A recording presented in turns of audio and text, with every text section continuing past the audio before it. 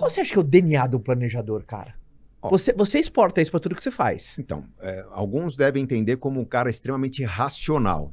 Eu não acho que eu não sou tão racional assim. Eu sou bem emocional porque eu fico o tempo todo tentando ouvir o meu coração e o coração das pessoas que vão comigo para ver se a viagem tá legal. Então, o racional é aquele cara que fica calculando, não, mas quantos quilômetros, litros de combustível, passagem aérea, milhas. O lado racional faz com que você gaste menos, mas o emocional faz com que seja mais legal. Então, a minha viagem ela não é preparada em 15, 20 dias. Eu já estou agora discutindo com a Adriana como vai ser a viagem de julho que está montada, de janeiro, que a gente ainda não sabe como que é, e de julho do ano que vem. Até porque nossos filhos estão numa idade que começou a ter intercâmbios, conflito de agenda, quando que um está indo, outro está voltando.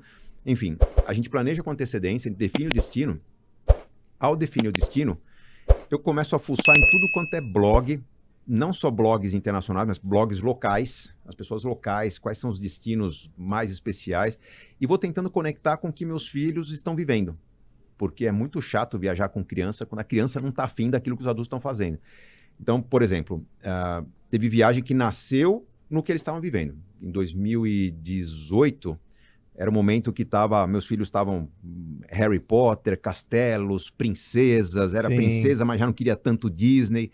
Falei, cara, vamos para um lugar da Europa que tenha muito disso, vamos para a Inglaterra. Piraram.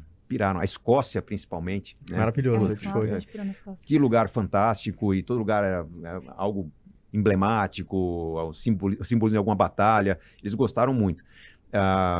Chegou um momento que os filhos começaram a conversar muito. Pô, pai, como é que era quando você começou a trabalhar? Como é que era a sua vida? Eu ouvia falar do Canadá, vamos para o Canadá.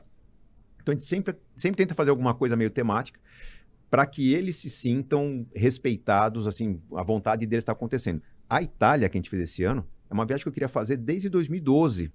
Porque a terra que meu pai nasceu, ele começou a viajar para lá nessa época. Eu falei, pô, eu queria um dia acompanhar meu pai. Meu pai acabou morrendo em 2015 e eu não fui com ele. Mas por que eu não fui antes? Porque eu achava que ia ser uma viagem muito difícil para as crianças. Eles estavam num momento mais parque, mais atração. Eu enrolei, meu pai adoeceu, mas o projeto ficou. Quando meus filhos começaram a perguntar sobre as origens, né, a gente começou a visitar os familiares aqui, falar, pô, esse queijo aqui é a mesma receita que a família faz na Itália.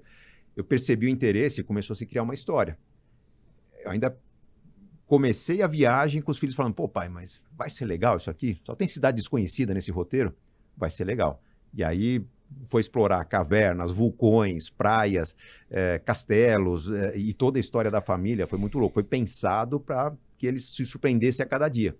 Não imaginavam um negócio tão legal numa região tão vazia, que a gente foi no sul da Itália no inverno, né? Ninguém vai nessa época.